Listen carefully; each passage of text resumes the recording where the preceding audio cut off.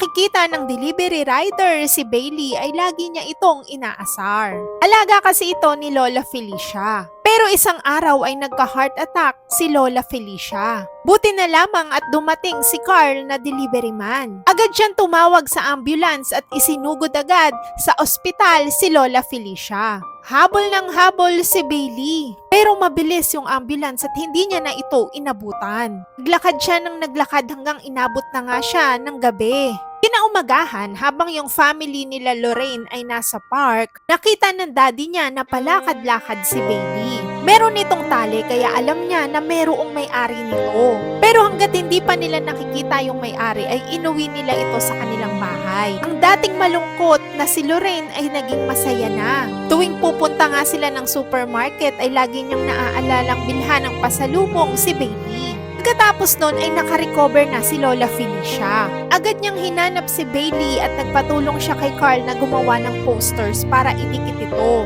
Nakita naman yung poster ng daddy ni Lorraine. Kinausap nito yung mommy ni Lorraine at sinabi na kailangan na nilang isaoli yung dog. Nung una ay ayaw ni Lorraine pumayag. Pero sinabi nila na hinahanap na ito ng tunay na owner nito. Kaya naman sa wakas ay nagkita na si Lola Felicia at si Bailey. Pero nung iuwi na si Bailey ni Lola Felicia ay tila ba malungkot ito. Kaya nung Pasko ay tinawagan niya si Lorraine. Sinabi nito na meron siyang gift at ito ay si Bailey.